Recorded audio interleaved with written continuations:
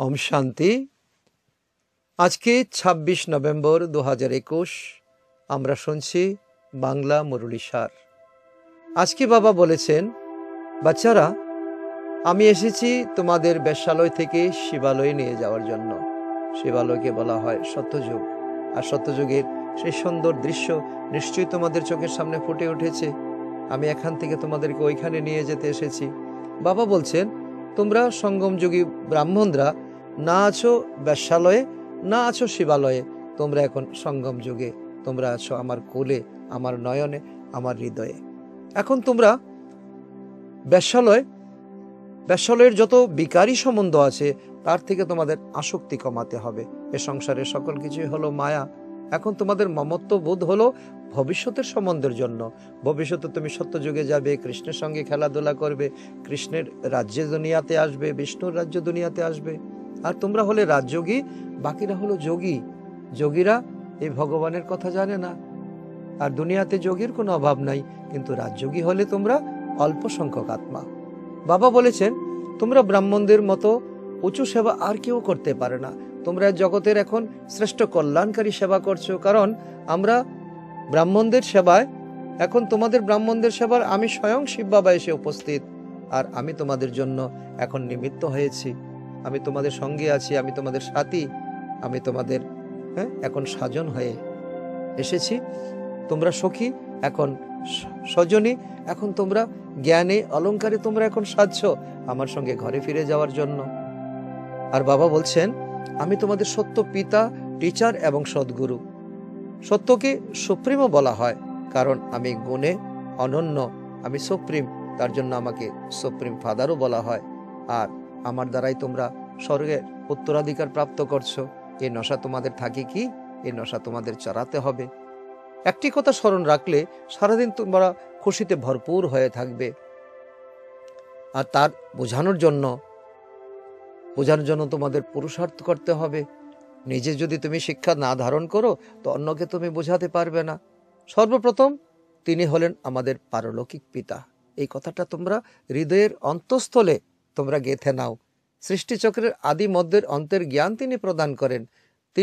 তাকে জ্ঞান সাগর বলা হয়। আর জ্ঞান সাগরের পিতা আমি জ্ঞান শূন্য হব, সেটা তো ভাবাই যায় না। সুতরাং এই নেশাতে তোমরা, প্রতিটা বাবার কথাতে নেশাতে তোমরা নিজেকে একদম পরিপূর্ণ করে তোলো। এখন ভগবান এসেছেন রাজধানী স্থাপন করে আমাদেরকে দেবতা রাজ্যে নিয়ে যাওয়ার জন্য, যেখানে অন্য কোনো কোলাহলের কোনো ব্যাপার নেই। সেই শিক্ষা একমাত্র বাবা এসে আমাদেরকে প্রদান করেন, শ্রীকৃষ্ণ নয়। এই ভুল তোমাদের সংসার থেকে ভাঙাতে হবে। আর দুনিয়ার লোকেরা তো জানে কৃষ্ণই রাজযোগ শিখিয়েছেন, কৃষ্ণই এসে আমাদেরকে গীতা জ্ঞান উপহার দিয়েছেন। বাস্তবে কৃষ্ণ নয়, শিব বাবাই এসে আমাদেরকে এমন বানিয়েছেন। এমনকি কৃষ্ণকে তিনি ডিগ্রি দিয়েছেন। কৃষ্ণ হলো ডিগ্রি, নারায়ণ হলো ডিগ্রি, লক্ষ্মী হলো ডিগ্রি। তো ভগবান যাদেরকে গীতা শুনিয়েছেন তারাই এই পদ প্রাপ্ত করেছে। তারপরে ভগবান এসে এই কর্তব্য করেন, তাই বলে তো শিব জয়ন্তী পালন হয়, আর তারপরে কৃষ্ণ জয়ন্তী পালন হয়।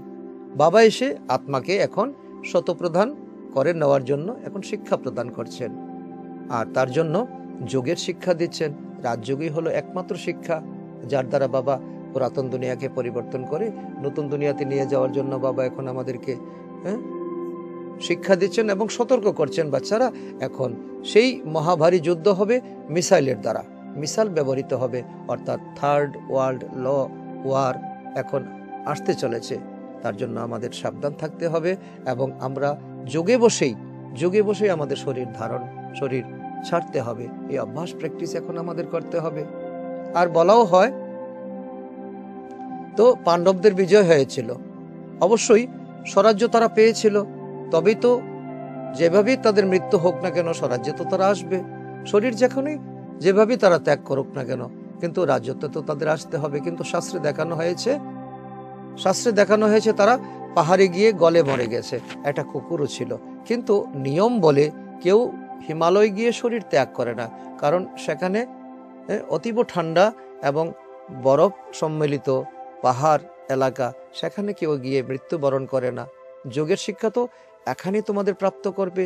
আর এই যোগের মধ্যে বসে থেকে তোমরা অন্তিম সময়ে যখন কোলাহল হবে, পরিস্থিতি যখন নাগালের বাইরে যাবে, তখন তোমরা যোগে বসে তোমরা দেহ তখন ত্যাগ করবে, তখন তোমাদের কোনো কান্না হবে না, দুঃখ হবে না। এই সংস্কার তোমরা নিয়ে যাবে সত্যযুগে। পাণ্ডবের কি প্রয়োজন ছিল পাহাড়ে বরফের মধ্যে গিয়ে শরীরকে ত্যাগ করার জন্য? এই সকল কিছু হলো গল্প, কথা বানানো হয়েছে শাস্ত্রের মধ্যে। এটা হলো ভক্তির সামগ্রী। যেমন সাপ তার পুরানো খোলস ত্যাগ করে আবার নতুন ধারণ করে, ঠিক তেমনি সত্যযুগে তোমরা এক শরীর ছেড়ে আবারও শরীর ধারণ করবে। তোমাদের কোনো অনুতাপ হবে না, কোনো দুঃখ হবে না, কোনো অশ্রুবরণ হবে না। এই শিক্ষা তোমরা এখান থেকে তোমরা গ্রহণ করে নিয়ে যাচ্ছ। শান্তিধামে গিয়ে পুনরায় তোমরা আসবে সত্যযুগে, সেটা হলো তোমাদের শ্বশুর ঘর, আর শান্তিধাম হলো তোমাদের পিত্রালয়, পিতৃলয়। বাবা বুঝিয়েছেন সত্যযুগে শরীর ত্যাগ করবে সঠিক সময়ে, যখন শরীর বৃদ্ধ হবে, যখন শরীর আর চলবে না, তখন দেহ ত্যাগ করে সাপের মতো খোলস ত্যাগ করবে এবং অন্য মায়ের গর্ভে গিয়ে জন্মগ্রহণ করবে। তো বাবা এত সুন্দর করে আমাদের জীবনের এই উন্নতির শিখরে নিয়ে যাচ্ছেন, যাতে আমাদের জন্মতে কোনো দুঃখ না হয়, মৃত্যুতে কোনো দুঃখ না হয়। আর সেখানে গিয়ে শান্তিধামে আর ফিরে আসবে না, কারণ শান্তিধামে তো একবারই, যখন কলিযুগের শেষে, যখন সত্যযুগে বানানোর প্রয়োজন হয়, তখন ভগবান আমাদেরকে পবিত্র করে, যোগী করে ওনার নিজের সঙ্গে আমাদেরকে শান্তিধামে নিয়ে যায়। এই প্র্যাকটিস এখন বাবা আমাদেরকে করাচ্ছেন। এই প্র্যাকটিস এখন রাজযোগী হয়ে আমরা সংসারের সকল মমত্ব থেকে এখন বুদ্ধিযুগ সরিয়ে এখন সংসারের যত হিসাব নিকাশ আছে, হিসাব নিকাশ আমরা এখন যুক্ত করছি মাত্র। এখন আমরা সকলের সঙ্গে এখন সম্বন্ধ শুধু আমরা গড়ে তুলছি এবং সম্বন্ধের জন্য সম্বন্ধ রাখছি। এখানে তো এই প্র্যাকটিস করানোর কারণ পুরানো দুনিয়াকে ত্যাগ করতে হবে, আর সেখানে তো থাকবে একটি দুনিয়া, একটি ধর্ম, একটি রাজ্য। স্বর্গবাসী শরীর ত্যাগ করে তো স্বর্গেই আসবে, আর নরকবাসী শরীর ত্যাগ করে নরকেই জন্মগ্রহণ করবে। এটাই হলো ল, এটাই হলো ঈশ্বরীয় ল। বাবা বলছে কি, এই সুন্দর টপিক তোমরা টপিক আলোচনা করছো, এই টপিক সম্পর্কে তোমরা এখন ওয়াকিবহাল। তো কিন্তু কেউ কেউ টাকা দিয়ে টাইটেল প্রাপ্ত করে, ভগবান আমাদেরকে কত সুন্দর টাইটেল দিচ্ছেন, আর কেউ টাকা দিয়ে এই দুনিয়ার টাইটেল প্রাপ্ত করে। এই দুনিয়া, এই শরীরের সঙ্গে এই টাইটেল চলে যাবে। কেউ 1-2 লক্ষ টাকা দিয়েও, বাবা বলছেন আজকে বলছেন 2 লক্ষ টাকা দিয়েও তো কোনো টাইটেল প্রাপ্ত করেন দুনিয়ার মানুষ থেকে। কিন্তু বাবা বলছে কি, তো এই রুহানি বাচ্চাদেরকে বাবা বোঝাচ্ছেন, তোমাদের এই দুনিয়ার থেকে টাইটেলের কোনো প্রয়োজন নেই। আমি যে টাইটেল তোমাদেরকে দিচ্ছি, স্বর্গবাসী বানাচ্ছি, এটাই হলো তোমাদের অবিনাশী টাইটেল।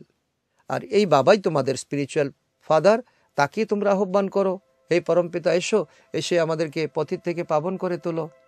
এখানে অনেক দুঃখের পাহাড় গড়ে উঠেছে, তাই না? শরীর নিয়ে দুঃখ, সম্বন্ধ নিয়ে দুঃখ, অর্থ নিয়ে দুঃখ। আর ড্রামা অনুসারে এই 5000 বছর পূর্বেও এমন হয়েছিল। তো পরমপিতা পরমাত্মাকে এখানে আসতে হয়। অতএব বাবা হলেন পরমপিতা পরমাত্মার টিচার, গুরু।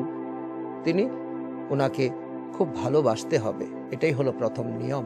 বাবা বলছে কি, আর কিছু আমি চাই না, আমার সঙ্গে তোমরা ভালোবাসা গড়ে তোলো। কিন্তু মায়া এমন যে বাবার সঙ্গে বাচ্চাদের এই ভালোবাসা যে গড়ে তুলতে গেলে তাকে স্থিতি নড়বড় করে দেয়, সেই অবস্থা তাকে টিকে থাকতে দেয় না, তাকে নিস্তেজ করে দেয়। তো বাবা বলছে কি, আবারও যখন তুমি পরে যাবে, যখন তুমি নড়বড় হয়ে যাবে, যখন তুমি দুর্বল হয়ে যাবে, আবারও বাবাকে স্মরণ করো। বাবার স্মরণ হলো সঞ্জীবনী বটি।